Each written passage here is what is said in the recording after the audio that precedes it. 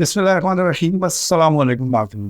Karni pod cost میں آپ کو خوش آمدید کہتے ہیں. ناظرین، تعلیم ایک انتہائی اہم شعبہ ہے.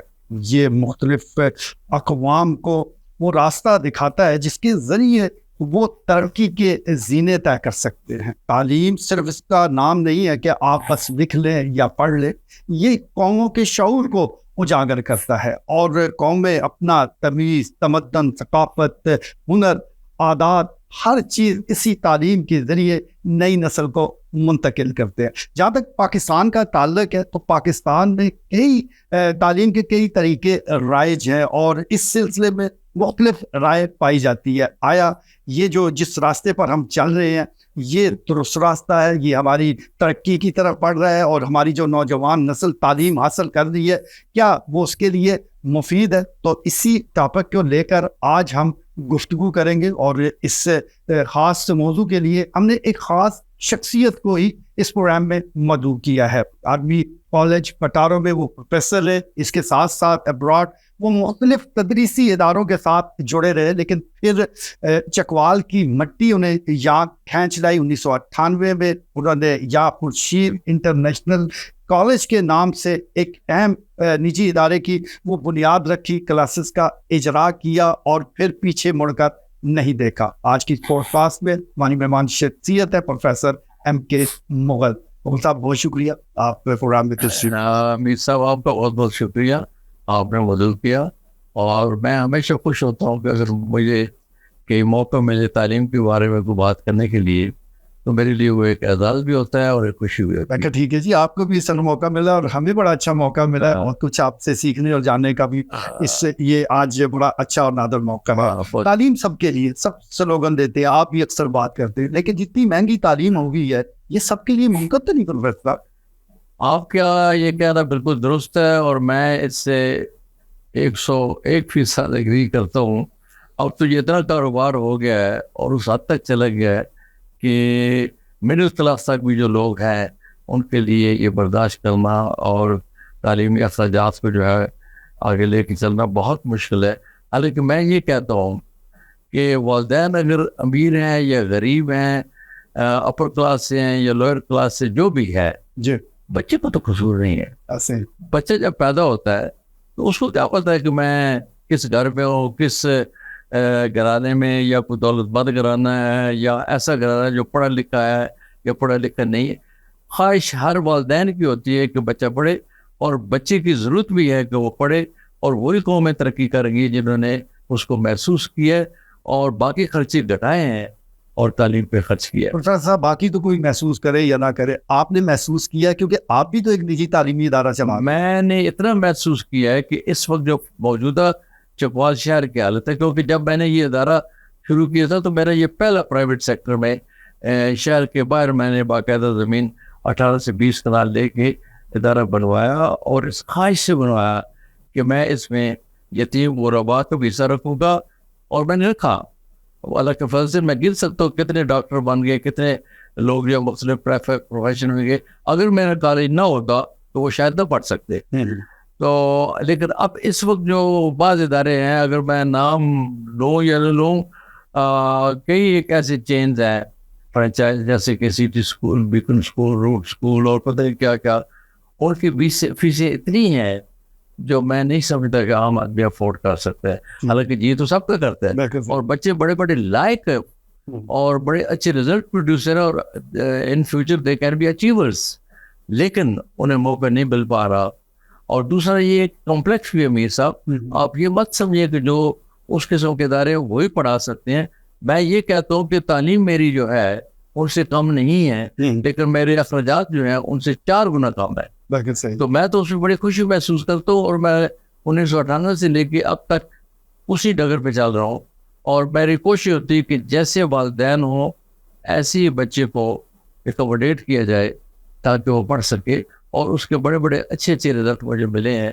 میرا مقصد یہی تھا، میری ایمبیشن یہی تھی بیرون ممالک سے آنے کی. حالانکہ میں اس وقت سلطنت عمان میں بڑے اچھے گریڈ میں بڑی اچھی پوزیشن پہ تھا، اور میں نے جب ریزائن کیا تو ایک بڑا حالہ گلا ہوا جو پاکستانی کمیونٹی، انڈین، بنگلہ دیشی اور سارے وہ دیکھو بھائی اتنی طرح یہ ریزائن کر کے جا رہا ہے. اور آپ یقین کریں کہ میرے سامنے اس وقت جب میں نے ریزائن کیا تو میرے پاس کوئی اور الٹرنیٹیو کام نہیں تھا. میں نے یہی سوچا تھا کہ میں جا کے بناؤں گا, جبکہ میری 3 بیٹے اور 1 بیٹی بھی تھی اور وائف بھی. اور اس دن میری بس ڈے تھی جب میں چھوڑ کے بائی ایئر سفر کر رہا تھا, اور ابھی میری 5-6 سال سروس باقی تھی. ٹھیک ہے, آپ کو پچھتاوا ہے جس طرح آپ ذکر کر رہے ہیں, شاید آپ پچھتا رہے ہیں. نہیں, اس کے ساتھ میں آپ کو یہ بتاؤں کہ میرا ایک گھر تھا اسلام آباد میں, ہاؤس نمبر 73 G10 مجھے ابھی تک یاد ہے, ڈبل سٹوری گھر. اور وہ جو ہوتا ہے نا 40-80 کا پلاٹ, اچھا بڑا پلاٹ تھا, اس میں تھا. میں نے وہ بھی بیچا جب مجھے گورنمنٹ نے لون تو سرکر ہوا, لیکن 7 اداروں نے مجھے گھیرنے کی کوشش کی کہ میں انہیں کچھ کھلاؤں.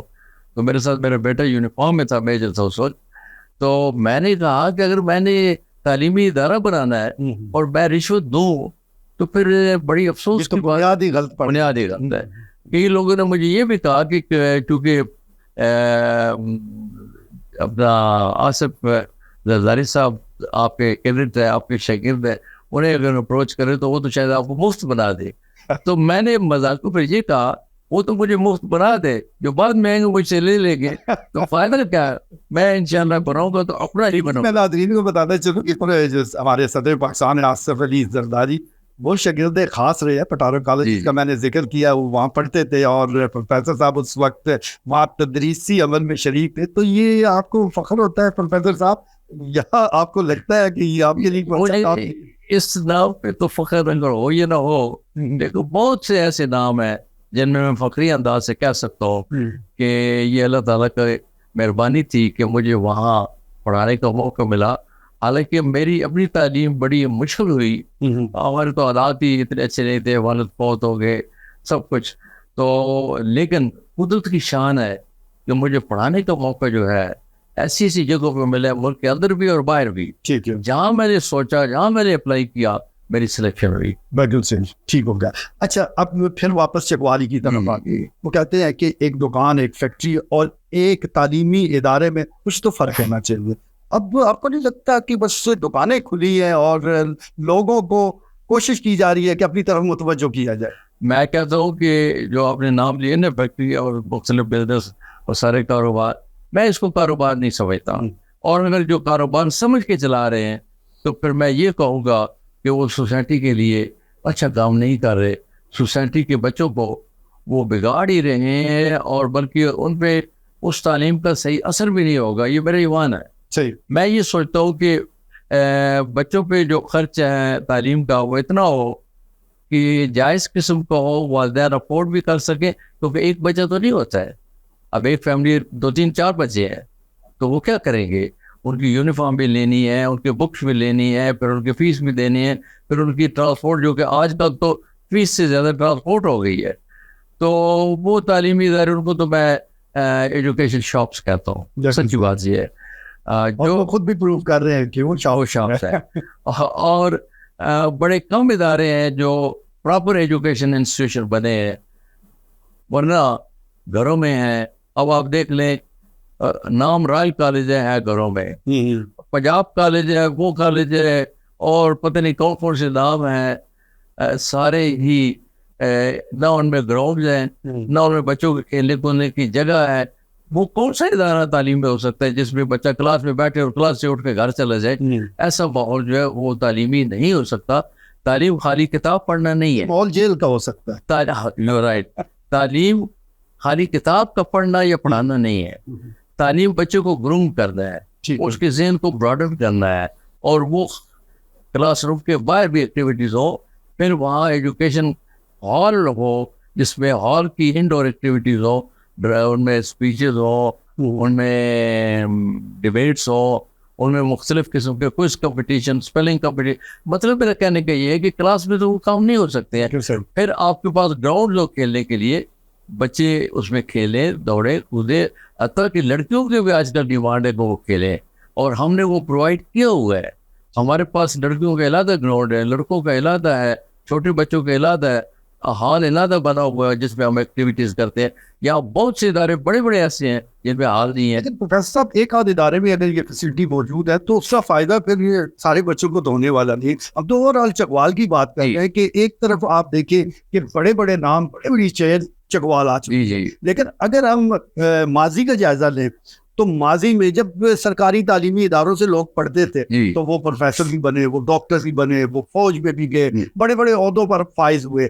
آج کا جو بچہ ہے اس میں آپ کو یہ لگتا ہے کہ یہ اتنے بڑے تعلیمی ادارے سے فارغ التحصیل ہے؟ آج کل میں یہ کہوں گا کہ جس طرح یہ سلسلہ چل پا رہا ہے، ایک تو یہ ہے کہ اداروں کے نام تو بڑے ہیں، لیکن ایک ادارہ اگر سنیما کے اندر ہو، اونچی دکان پیکا پکوان والی، سنیما بند ہو گیا تو وہ اسکول کالج بن گیا. اور بہت بڑا چین ہے جو اس کے اندر جو ہے بچوں، اور وہ فیس جو لے رہے ہیں 18 سے 20 ہزار روپے پر چائلڈ. میں یہ کہتا ہوں کہ میرے پاس بچہ 3 سے 4 ہزار روپے پہ ہے اب ہوا ہے، ورنہ میں تو 2,000-2,500 لیتا رہا.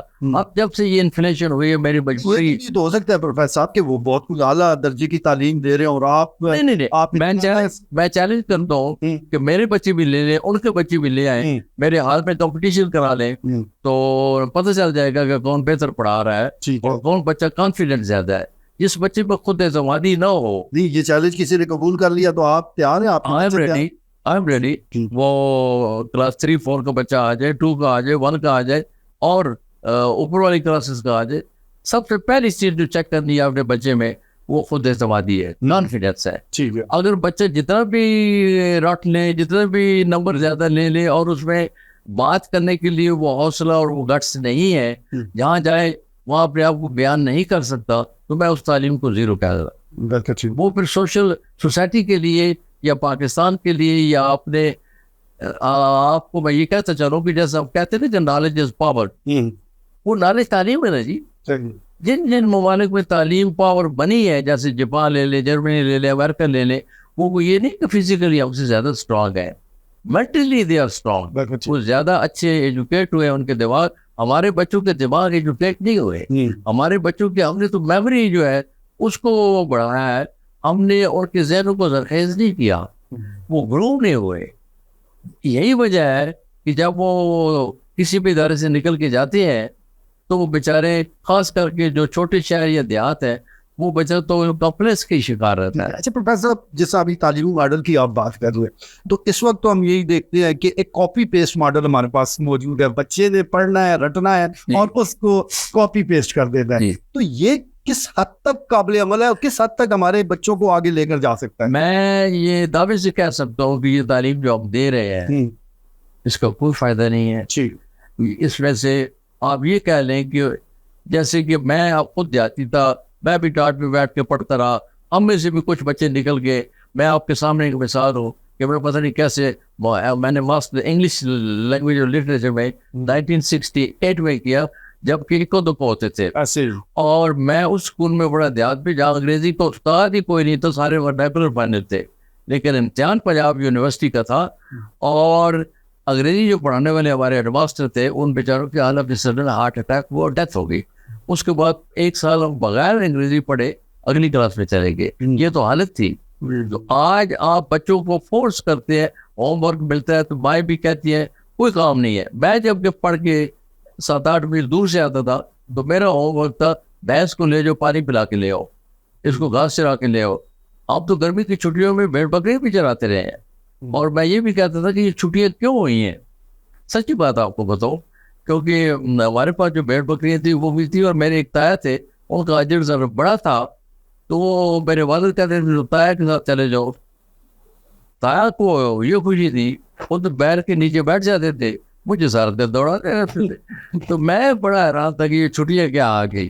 ہمارا تو وہ دور تھا، اگر اس دور سے کوئی بچے نکلے ہیں، اور اس وقت آپ کو پتا ہے بڑے بڑے جنرل بھی نکلے، بڑے بڑے پروفیسر بھی نکلے، بڑے بڑے فزیشین بھی نکلے، تو وہ میں یہ کہوں گا کہ وہ بڑے ایکسیپشنل کیسز تھے اور ان میں خاص اللہ تعالیٰ کا کرم تھا. اور دماغ تو ذہن دیہاتوں میں ہے نا جی، دماغ تو اللہ تعالیٰ نے دیا ہوا ہے، دماغ دیہاتوں. ہاں جی، اسے اجاگر کرنا یا اس کی پرورش کرنا یا اس کو فرٹیلائز کرنا اور سارا کلٹیویٹ کرنا جو ہے، وہ آگے اداروں میں کتابوں کے ذریعے, کتاب ایک ذریعہ ہے تعلیم کا, باقی استاد ہے, استاد کتاب اور شاگرد, لیکن خالی کتاب نہیں, آپ اس کو ماحول دیں, اس کو وہ سہولتیں دیں. اب میں بیریے میں چھٹیوں میں رہ رہا ہوں, آتا ہوں جب راستے میں, ہر گھر میں ایک اسکول کھلا ہوا ہے. اب چکوال میں آپ دیکھ لیں کوئی ایسا چین نہیں ہے جو موجود نہیں ہے. سی ٹی وی آ گیا, اسکول نہیں ہے تو ٹیوشن سینٹر. اور میں رائٹ فرام ڈے ون میں کہتا ہوں کسی بچے نے ٹیوشن نہیں پڑھنی. جو ٹیوشن پڑھنے جائے گا سمجھو کہ وہ نہیں پڑھ رہا. اس کی وجہ یہ ہے اگر وہ کلاس روم میں توجہ دے تو ٹیوشن کی ضرورت نہیں ہے. جب وہ اسکول میں توجہ اسی لیے نہیں دے رہے, اس کو یہ ہوتا ہے کہ شام کو میں ٹیوشن پڑھ لوں گا. جو تو افورڈ کر سکتے ہیں ٹیوٹر گھر آ جاتا ہے, ورنہ وہ ٹیوشن سینٹر چلا جاتا ہے, وہاں بھی پوری کلاس روم کھلی ہوئی ہے. اب جیسا آپ اسکول میں کلاس روم میں پڑھ رہے, اب یہاں میں آپ کو ایک بات اور بتاتا جاؤں. جب کلاس روم کا ذکر ہوا, اب نئے نئے جو آئے ہیں ادارے, ان میں 60 سے 70 اسٹوڈنٹ ایک کلاس میں ہیں. اب آپ مجھے یہ بتائیں, میرا شروع سے آئیڈیل ہے سسٹم کہ 20 سے 25 میکسیمم 30, اس سے اوپر تو میں کلاس کو اسپلٹ کر دیتا ہوں. آپ یقین کریں, آپ آئیے گا میرے کالج میں آپ پوری کلاسز دیکھ لیں, کہیں بھی آپ کو اس سے زیادہ تعداد نہیں ملے گی. اور میں یہ کہتا ہوں کہ بچوں کو تعلیم دیں, نہ کہ وقت ان کو بھی ضائع کریں. اچھا پھر والدین بھی آج کل انفارچونیٹلی ان کے پاس بچوں کی تعلیم نہیں ہے, یہ جہلیت ہے. اور یہ بچہ نمبر لے, باقی جیسا بھی ہو اس کے امتحان میں نمبر آنے چاہیے. اب نمبر جو ہے آپ کو پتا, کورونا جب تھا تو 11 میں سے 1150 بھی آئے, ایک عجیب مذاق تھا. تو نمبر لینا گیم نہیں ہے, نمبر کو آپ چھوڑیں. بچوں کو آپ یہ کہیں کہ اس نے پڑھا کتنا ہے, سمجھا کتنا ہے. بلکہ ٹھیک ہے, سمجھنے والی بات ہے. جیسا ابھی پروفیسر صاحب بتا رہے ہیں کہ اسکول میں بچہ تقریباً 8 گھنٹے وہ موجود ہوتا ہے, اس کے بعد اس نے اکیڈمی جوائن کرنی ہوتی ہے. یہ اگر آپ سارے اوقات کو جمع تفریق کریں تو 10-12 گھنٹے بچ جاتے ہیں. لیکن بچہ اسی لیے نہیں سیکھ پاتا کہ وہ غیر حاضر رہتا ہے, دماغی طور پر وہ حاضر ہی نہیں رہتا, اور اس کے سیکھنے کا جو عمل ہے وہ سست ہو جاتا ہے. پروفیسر صاحب نصاب کی بات کر لیتے ہیں. ہم ابھی تک یہی طے نہیں کر پائے کہ ہمارے لیے کون سا نصاب اچھا ہے. ہم آکسفورڈ پڑھیں, ہم او لیول پڑھیں, ہم اے لیول میں جائیں, ہم مدرسے کا رخ کریں, ہم جائیں گا. یہ بہت ہی بدقسمتی ہے. دیکھیں نا, اب 76 سال کے بعد بھی اب یہ طے پا نہیں رہے کہ کون سا سسٹم فالو کیا جائے. اب دیہاتوں میں یا ہمارے وقتوں میں انگلش جو تھی پرائمری کے بعد شروع ہوتی تھی. اب بچہ جو آتا ہے مانٹیسری میں, اس کے بھی پیرنٹس پوچھتے ہیں یہ او لیول کرے گا. او بھائی, او لیول تو شروع ہوتا ہے 8ویں کلاس کے بعد. آپ نے او لیول میں جانا ہے یا آپ نے سیکنڈری اسکول میں جانا ہے. اچھا, دوسری بات یہ ہے اب دیہاتوں میں اردو میڈیم چل رہا ہے, مساجد میں دینی تعلیم وہ اپنا ان کا سٹائل ہے, وہ بھی لازمی ہے. دیکھیں تعلیم ہر جگہ جو بھی سلسلہ ہے لازمی ہے, لیکن بنیادی طور بیلنس تو ہونا چاہیے. جی, لازمی ہے تو ساتھ دنیاوی ہے تو ساتھ دینی بھی ہونی. بنیادی طور پہ تعلیم ایسی ہو جو ہر مقابلے کے امتحان میں بچے کو چانس مل سکے اور وہ کمپیٹ کر سکے. اگر وہ نہیں کر پاتا تو اس کا مطلب کہ تعلیم میں کہیں نہ کہیں خامی ایسی ہے جو ہمیں دور کرنی چاہیے تھی, جو ہم نہیں کر پائے. اور یہ قصور جو ہے جو ہمارے یہ 3-4 جنریشن جو گزری ہے اس میں جو ہماری حکومتیں بھی گزری ہیں اور ہمارے لیڈران بھی جو قصور ہے. انہوں نے کلاس سسٹم بنا دیا ہے. ایک اپر کلاس ہے جو جاتے ہیں اور اپنا پارٹیز ہو رہی ہیں, فنکشن ہو رہے ہیں, اور کھا پی کے آ جاتے ہیں گھر, تھوڑا بہت پڑھ بھی لیتے ہیں. اور او لیول اے لیول جو ہے, میں آپ کو یقین سے کہہ دوں او لیول اے لیول انگلینڈ میں مدتوں سے ختم ہے, وہاں نہیں ہے. لیکن ہم نے اس کو پکڑا ہوا ہے, اور وہ بھی ایسی پالیسی ہے, پڑھتے بھی بچے ہیں, میں ایگری اس میں سلیبس ہے, لیکن وہ نمبر کسی کو فیل نہیں کرتے. ان کی پالیسی کے ان کو اربوں روپے ملتے ہیں سالانہ. ایک دفعہ یہاں یہ جو آخان بورڈ بنایا تھا پرویز مشرف نے, آئی اپریشیٹ, میں شروع میں آخان بورڈ کے ساتھ اٹیچ ہوا. ان کا ڈائریکٹر بھی برٹش ہی تھا, اور ان کا سسٹم بھی سلیبس کا بھی اور پڑھائی کا بھی اور ساری چیزیں وہ اسی پیٹرن پہ تھی جس طرح کے او لیول اے لیول کی ہے. لیکن جب وہ آخان بورڈ کو میرا کچھ سال چلا, بچے جو پوزیشن لیتے تھے کراچی بلائے جاتے تھے, باقاعدہ ٹکٹ ان کو پیرنٹس کو ملتے تھے, وہ وہاں جا کے انعام لیتے رہے. ہر سال میں کوئی نہ کوئی انعام لیتا رہا. اور پھر مجھ پہ چارج یہ لگا کہ یہ تو یہودیوں کا ہے آغا خان جو ہے. اب میں بڑا حیران اور پریشان, میں نے بڑے دلائل دیے, میں نے اس بندے کو بلوایا بھی یہاں کہ لیکچر دو بھائی, یہ یہودیوں کے نہیں ہے. میں نے کیڈٹ کالج کا لکھا رہا وہاں کی جنرل نظر میرے دوست ہے, ان کو بھی بلایا. لیکن ایسا پروپیگنڈا ہوا, یا تو برٹش کونسل کی وجہ سے, ان کی مرضی نہیں تھی کہ یہ کامیاب ہو اور لوگ وہ لیول اے لیول میں جائے تاکہ ان کی فیسیں جاتی رہے برٹش کونسل. تو اس طرح کر کے مجھے وہ چھوڑنا پڑا مجبور پنڈی بورڈ. کا الزام تو بڑا آسان ہے. ابھی ہم یہ جس طرح تعلیم کے شعبے کی پروفیسر آپ بات کر رہے ہیں, چلے یہ تو تعلیم کا شعبہ ہے. ابھی جو ہمارے پاس فائر وال کا بڑا ذکر ہو رہا ہے, ابھی چائنا کی جو فائر وال ہے اس کی تنصیب کی گئی ہے. اس سے پہلے جو فائر وال تھی وہ اسرائیل کی بنی ہوئی تھی, سب تسلیم کرتے ہیں. وہ کتنا حساس معاملہ ہے, ادھر کسی نے یہودیوں کا ذکر نہیں کیا. بس یہ ٹھپا ہے, جب اپنی مرضی ہو, جب سوٹ کرتا ہو, یہ لگا دیا جاتا ہے, کسی پر بھی یہ لگ جاتا ہے. نقل مافیا کی طرف آتے ہیں پروفیسر. میں اس سے پہلے ایک منٹ گیا آپ کی بات. جی میں پھر انہوں نے کہا, میں نے کہا آغا خان ہاسپٹل جو ہے اس کا علاج ٹھیک ہے, وہ عموماً کر رہے ہیں. اچھا, وہ سسٹم آغا خان لیبارٹری جو ہے اس کے رزلٹ سب سے بہتر سمجھے جاتے ہیں, تو اس میں نقطہ چینی کیوں نہیں ہوتی ہے؟ کیا یہ ان کا جو کتابیں سلیبس ہے اسی پر ہوتی ہے؟ حالانکہ ان کا سلیبس وہی تھا, وہی کتابیں تھی, اسلامیات بھی تھی, ہسٹری بھی تھی, ساری چیزیں جو پاکستان سے ریلیٹڈ ہے. تو اب آپ نے مجھ سے نقل مافیا کے حوالے سے میں جاننا چاہوں گا. کہتے ہیں کہ بہت سے نجی تعلیمی اداروں کے یہ جو زیادہ مارکس آتے ہیں بچوں کے, یہ وجہ یہ ہے کہ انہوں نے میچ کو فکس کیا ہوا ہے, وہ پیسے دیتے ہیں, بچے مارکس لے لیتے ہیں. اس الزام میں کس حد تک حقیقت ہے؟ میں آپ کو میرے صاحب یہ حقیقت بیان کروں کہ ایسے بھی ادارے ہیں جو پڑھاتے کم ہیں اور اس پوزیشن میں ہوتے ہیں کہ ہم نے تو سینٹر خرید لینا ہے, اور خریدے جاتے ہیں, اس کے ثبوت بھی ہیں. اور اس میں کچھ یہ جو مولانا حضرات ہیں, ان کی جو اسکول ہے, خاص کر کے ایک, یا میں اس کو دیکھ سکتا ہوں ریسکیو 15 کے قریب آگے چل کے, تو ایک بنا ہوا ہے ایسے گیٹ بند ہو جاتا ہے اوپر کلاس سے, اور بڑا بورڈ سا بھی لگایا ہوا ہے. وہ کبھی نیلا لیتے ہیں اسکول, اور نیلا میں یہ مشہور ہے کہ جب سینٹر نیلا ہے تو پڑھنا کی ہے, ضرورت ہی نہیں. کبھی وہ کسی اور چلے جائیں گے تلگا کی طرف, جی علاقہ ونار بھی ان کا پسندیدہ مقام. ہاں جی, آف سائڈ جائیں گے, اور پھر کیا فائدہ ہے؟ میں کہتا ہوں وہ بچے جو ہے دور دراز سے آتے ہیں, ایک تو وہ غریب ہوتے ہیں, ان کے دار و مدار پہ ہوتے ہیں, ان کی رحم و کرم پہ ہوتے ہیں. لیکن ان سے تو یہ اچھے خاصے پیسے لیتے ہیں, کیونکہ آگے بھی انہوں نے پھر پیسے دینے ہیں. تو ایسا تو نہیں ہو سکتا کہ عام جو فیس ہے وہ لے.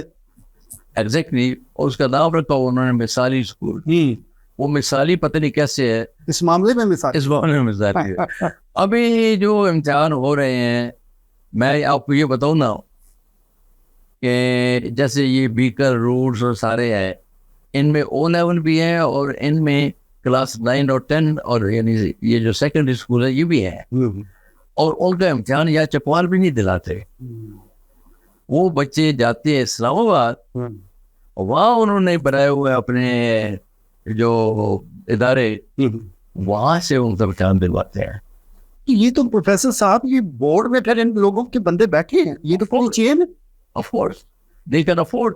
جب اتنی فیس لیں گے تو اس میں سے تھوڑی سی پرسنٹیج وہ دے کے اپنا کام نکلوا دیتے ہیں, اور پتہ چلتا ہے جی کہ بڑا ادارہ ہے جی, اس کے بڑے نمبر آئے. لیکن میں یہ کہتا ہوں وہ جو 1100 نمبر لے رہا ہے, 1200 میں سے 1150 لے رہا ہے, ذرا اس بچے کا آئی کیو لیول تو چیک کریں, اس کو دے رہے کہ آگے کئی بچے جو ہے یونیورسٹی کے انٹری ٹیسٹ میں رہ جاتے ہیں. تو کیوں رہ جاتے ہیں؟ جبکہ ایک وہ بچہ جو 900 نمبر لے رہا ہے بجائے 1100 کے, اگر وہ انٹری ٹیسٹ کوالیفائی کر جاتا ہے تو پھر اس کا مطلب یہ ہے کہ وہ ادارہ زیادہ بہتر ہے, کہ اس کو وہ آل راؤنڈڈ بنا رہا ہے اور سمجھا رہا ہے, اور اس کے ذہن کو ایجوکیٹ کر رہا ہے اور گروم کر رہا ہے. اچھا پروفیسر صاحب, ایک تو مختلف تعلیمی ادارے بھاری بھرکم فیس لے رہے ہیں, چلے فیس تو ہوگی, لیکن ساتھ ساتھ انہوں نے ایک خاص کمپنی کا نصاب وہ اس پر پابند کر دیتے ہیں کہ یہی آپ نے لینا ہے. حالانکہ چھوٹی سی ایک کتاب ہوگی, پتہ چلے گا اس کی قیمت 3000 روپے. اس کے علاوہ ایک یونیفارم بھی انہوں نے خاص شاپ کو وہ سلیکٹ کر اسی سے لینا ہے. تو یہ ساری جو کمائی کے ذریعے ہیں یہ کب بند ہوں گے؟ آپ کوئی رحم نہیں آتا غریب والدین؟ وہ کوئی اس کے علاوہ ایسا بھی کرتے ہیں, آج یلو کلر ڈے ہے جی, آج فلاں ڈے ہے جی, اس پہ بھی ان کی اچھی خاصی جو ہے وہ جو مانگتے ہیں وہ جو والدین ہے, کچھ تو میجارٹی جو والدین کی ہے ان کو بھی کمپلیکس ہے اور کچھ وہ افورڈ بھی کر سکتے ہیں, ان کو ادا کر دیتے ہیں. اب آپ دیکھیں چکوال میں جو ادارے ہیں, اب عام آدمی تو 18 سے 20 ہزار روپے پر فلیٹ نہیں دے سکتا, لیکن سٹی اسکول نے اب بلڈنگ چینج کی ہے تو ان کی تعداد ادھر زیادہ ہوگی, تو انہوں نے وہ جو انسپائر کالج ہوتا تھا وہ خالی ہوا تو وہ لے گی. اسی طرح بیکن ہاؤس والے جو سینوں میں ہیں اب وہ پر توڑ رہے کہ انہیں کوئی ادارہ ایسا ملے بنایا. اچھا چلاتے یہ کرتے ہیں, اپنا بناتے نہیں ہیں بلڈنگ, یہ رینٹ پہ ہی لیں گے. اس کی کیا وجہ ہے؟ اس کی وجہ یہ ہے کہ انویسٹمنٹ کم ہو اور آمدن زیادہ ہو. انہوں نے کچھ سارے آپشن کھلے رکھے, کچھ جگہ پہ جیسے اسلام آباد ہے یا کوئی اور جگہ ہے, وہاں انہوں نے اپنے کیمپس جو مین ہے جو ہیڈ کوارٹر ہے وہاں بنائے ہیں. ٹھیک ہے, تاکہ ان کے وہ کیا کہتے ہیں وہاں ان کا مستقل قیام ہے. صحیح ہے, ٹھیک ہے. تو اس لحاظ سے یہ عجیب فیچر پسی ہوئی ہے. اچھا اس میں ایک چیز تو یہ آ گئی, چلے ہم کیونکہ آپ نجی تعلیمی ادارہ آپ کا موجود ہے اور زیادہ تر ہم نے فوکس بھی سوالات کے حوالے سے یہی رکھا ہے. ایک تو وہ ہو گئے کہ جہاں بھاری بھرکم فیسیں بھی ہو رہی ہیں, تنخواہیں بھی دی جا رہی ہیں, لیکن ایک نجی تعلیمی ادارے ہمارے یہاں وہ بھی موجود ہے کہ جہاں ٹیچرز کی تعداد 6,000 روپے جو سیلری ہے ماہانہ وہ 6,000 روپے ہے, وہ 5,000 روپے دیے جا رہے ہیں. تو 5,000 روپے لینے والے کیا پڑھائے گی؟ وہ تو کھلی ایکسپلائٹیشن ہے. اور وہ جو ٹیچر ہے وہ میٹرک ہوگی پاس, ایف اے پاس ہوگی. سرکار تو کہہ رہی ہے 37,000 روپے دے. میرے پاس جب کی دفعہ انٹرویو پہ آتی, جب میں ٹیسٹ دیتا ہوں تو کہتے ہیں جی کہ میں انگلش ٹیچر ہوں, ویسے سال سے پڑھا رہے ہو, بلا دے گا, میں نام نہیں لیتا. جب میں ٹیسٹ دیتا ہوں فرض کیا میں انہیں یہ کہتا ہوں کہ تمہارا جو آج کل کا ڈیلی روٹین ہے اس ذرا مجھے لکھ دو, وہ نہیں لکھ پاتی. تو میں کہتا ہوں پھر انگلش کیا پڑھا رہی ہے وہاں؟ کیونکہ ایک ٹریجڈی یہ ہے امیر صاحب جو آپ کے ذہن میں چلتا ہے کہ جتنے بھی یہ ادارے ہیں ان کے جو ہیڈز ہیں کافی سارے ان میں سے پڑے ہوئے نہیں ہیں. وہاں یہ جو ٹیچر جو 5,000 6,000 والی جیسا مرضی کاسٹ کر دے, صحیح ہے, جو مرضی لکھا دے, وہ پوچھنے والا نہیں ہے, انہیں پتہ ہی نہیں. اچھا جو بچے وہاں پڑھ رہے ہیں ان کے والدین کو پتہ نہیں ہے, لہٰذا اس کی موج ہے. اچھا میرے پاس جو ہے ایک تو میں خود کلاس روم میں ہوتا ہوں. اب آج کل آپ دیکھتے کہ میری بیٹی امریکہ کی چھٹیوں میں بیریئر رہ رہا ہوں. میں ٹھیک صبح 8 بجے پہنچتا ہوں, وہاں سے میں 6:30 چلتا ہوں, 8 بجے جو اسکول کا ٹائم ہے میں ٹھیک اس پر گیٹ پہ ہوتا ہوں. اور حالانکہ میری اب اس ایج اور اسٹیج پہ تھوڑا سا برڈن ہے, لیکن پھر بھی میں کہتا ہوں کہ میں جا کے تاکہ اسٹوڈنٹ کو چیک کروں کہ کون لیٹ ہے, کون ٹائم پہ ہے, صاف بھی. ٹھیک ہو گیا. اچھا پروفیسر صاحب, چلے جو تعلیمی اداروں میں موجود بچے ہیں, چاہے وہ سرکاری تعلیمی ادارے ہیں, نجی شعبے میں تعلیم حاصل کر رہے ہیں, اچھی ہے بری ہے اس بحث کو ہم الگ کر دیتے ہیں. 2.5 کروڑ بچہ سرکاری اعداد و شمار کے مطابق جو باہر ہے ان کا کیا بنے گا؟ ان کا کون واحد ہے؟ ان کا فیوچر جو ہے, ان کا فیوچر جو ڈاگ ہے وہ کون کا فیوچر ہے؟ صحیح. اب پاکستان کا جو مستقبل ہے وہ بچے ہیں, پاکستان کا یوتھ ہے جو موجودہ ہے, جس نے آگے اس دن. میں اکثر بچوں کو کہتا ہوں جو میری class senior class first year second year وغیرہ جو گروڑا بچے سمجھدار, میں کہتا ہوں کہ ہم بحثیت شہری, بحثیت پروفیشنل, ہر لحاظ سے ہم نے پاکستان کے مستقبل کے لیے, ڈیولپمنٹ کے لیے ہم پھر جائیں. ہم وہ نہیں کر پائے جو کرنا چاہیے تھا, اور وہ ڈیلیور نہیں کر پائے. کئی وجوہات ہیں, اس میں سیاسی وجوہات بھی ہو سکتی ہیں, اس میں سماجی بھی ہو سکتی ہیں, مالی بھی ہو سکتی ہے, کچھ بھی ہو سکتا ہے, لیکن on the whole we fail to deliver. اور یہی وجہ ہے کہ ہمارا جو یوتھ جو کالجز یونیورسٹی میں ہے وہ بھی, اور جو انویٹنگ ہے آؤٹ سائڈ جس کو چانس نہیں مل رہا, جب یہ آگے چلیں گے تو آپ یہ دیکھیے آج سے 10 سال بعد کیا حال ہوگا. وہ جو 2.5 کروڑ بچہ ہے وہ کیا کرے گا, آپ کہاں اکوموڈیٹ کریں گے؟ پھر اس کی جو فرسٹریشن ہے, پھر اس کا آگے جو افیکٹ ہے سوسائٹی پہ, وہ اتنا نیگیٹو ہوگا کہ آپ سنبھال نہیں پائیں گے. بالکل ٹھیک ہے.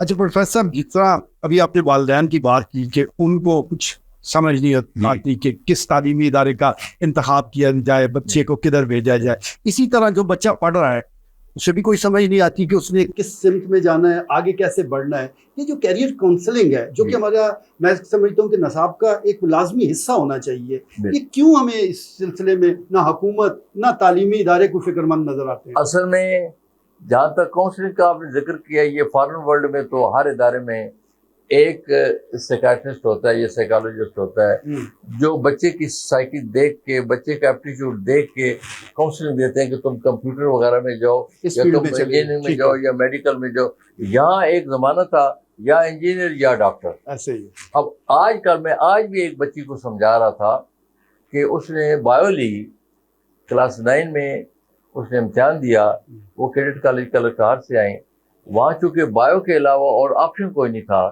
تو اس نے بایو لے لی. کہتی سر میں تو کمپیوٹر چاہتی تھی لیکن وہ تھا نہیں. تو میں نے کہا بیٹے پر اس طرح کرنا کہ فرسٹ ایئر میں جب جاؤ گی تو تم بایو کو چھوڑ کے، کیونکہ future is for I T. Doctors اتنے ہو گئے، خاص کر یہ سینٹرل اسٹیٹس جو ہیں ان میں سے 20-25 ہزار ڈاکٹر ہر سال. پھر پاکستان میں پرائیویٹ کالجز ہیں، گورنمنٹ کالجز ہیں، اتنی آگے کھپت نہیں ہے. تو ان کا مستقبل کیا ہوگا؟ وہ سڑکوں پہ ہی ہوں گے. ڈاکٹر بے روزگار بیٹھے، وہ خود مریض بنتے جا رہے ہیں. ایگزیکٹلی یہی حال انجینئرنگ میں. جب کوئی انڈسٹری نہیں ہے، کوئی پروجیکٹ نہیں ہے، کنسٹرکشن نہیں ہے. اب آج کل تو وہ جو ہاؤسز کی کنسٹرکشن وہ بھی رکی ہوئی ہے. اس وقت تو پورا اسٹینڈ اسٹل ہے. جتنی سوسائٹیز ہیں، جیسے میں بیریے کی بات کر لوں، اب بیریے ون آف دا ٹاپ، وہ ایسا سلسلہ ہے کہ وہاں ڈیولپمنٹ ہوتی رہتی تھی، پلاٹ کی سیل پرچیز اور کنسٹرکشن. میں نے نہیں دیکھا تھا کہ وہاں کنسٹرکشن نہ ہو، لیکن اس وقت بالکل رکی ہوئی ہے. اس کا مطلب یہ ہے کہ ہمارے وہ کاریگر، اب ایک مکان اگر بنے تو اس کے ساتھ 10-11 جو ادارے ہیں وہ اٹیچ ہوتے ہیں. میسن ہو جاتا ہے، مزدور ہو جاتا ہے، سریے والا ہو جاتا ہے، بجلی والا ہو جاتا ہے، پلمبر ہو جاتا ہے، اور ساتھ مزدور کے ہوئے تو کئی گھر جو ہے اس کے ساتھ اٹیچ ہو جاتے ہیں. اس وقت وہ انڈسٹری جو ہے اس کو بھی آپ دیکھ لیں. میں کہتا ہوں اگر نہیں پڑھ سکتے تو کم از کم وہ تو کرتے. اب جو بچہ بیکار آف ہے اسکول سے، روڈ پہ ہے، اس کا فیوچر کیا ہے؟ اگر اس کا فیوچر خراب ہے تو ملک کا فیوچر خراب ہے. اچھا، خالی فیوچر خراب نہیں، اس کا افیکٹ نیگیٹو ہونا. جب وہ ان پڑھ ہوگا، جاہل ہوگا، اس کو سمجھ نہیں ہوگی تو الٹے سیدھے کام کرے گا، کوئی چوری چکاری کرے گا، کوئی اور ہیرا پھیری کرے گا، تو اس سے معاشرے میں بڑا برا اثر پڑتا ہے. ملک کی جو ترقی ہے وہ بالکل رک جاتی ہے. ہمارا جو مستقبل ہے، میں سچی بات آپ کو بتاؤں، میں زندگی میں کبھی مایوس نہیں ہوا. آلویز میں ہمیشہ آپٹیمسٹک رہا ہوں. اب آ کے میں کہتا ہوں کہ نہیں، ہم پتہ نہیں کیا ہوگا. ہم نے تو اپنی زندگی گزار لی، کاش کہ ایسا نہ ہوتا. وہ ہوتا جو کہ پوری دنیا میں باقی جگہ بڑے بڑے ملکوں میں، اچھے ملکوں میں ہو رہا ہے. غریب سے ملک آگے نکل کے تعلیم کی وجہ سے، جس نے تعلیم حاصل کی وہی آگے گیا. یہ باقی جو ہے نا فیکٹریاں، کارخانے، یہ تو بند بھی ہو سکتے ہیں، لیکن تعلیمی جو آپ کا پروفیشنل ڈگریز ہیں وہ آپ کو آگے لے کے جاتی. ٹھیک ہوگا پروفیسر صاحب، بہت شکریہ، آپ نے ہمارے لیے وقت نکالا. ناظرین، آپ نے گفتگو سنی قوموں کی ترقی کا تعلیمی شارٹ کٹ ہے. جس طرح پروفیسر صاحب نے بتایا کہ بہت چھوٹے چھوٹے ممالک، غریب ممالک، ان کی قسمت اسی ذریعے سے بدلی. لیکن بدقسمتی ہے پاکستان کی، پاکستانیوں کی، کہ یہاں اس شعبے کو اتنی اہمیت نہیں دی جاتی. اور اس اہمیت کا آپ کو بجٹ سے خاص پتہ چل جاتا ہوگا کہ اس تعلیم کے شعبے کے لیے کتنی جو رقم ہے وہ مختص کی جاتی ہے، اور اس میں سیلری کے لیے کتنی ہے، اور دیگر اور کاموں کے لیے کتنے پیسے رکھے گئے. تو ضرورت صبر کی ہے کہ اب سنجیدہ ہوا جائے. بہت سے شعبہ جات ہیں تعلیم کے، خاص طور پر آئی ٹی کے شعبے کا ذکر کیا جاتا ہے. یہاں پر ٹیلنٹ بھی بڑا ہے، لیکن جب تک حکومت سرپرستی نہیں کرے گی، جب تک ہماری ڈائریکشن درست نہیں ہوگی تو ہم آگے نہیں بڑھ سکتے.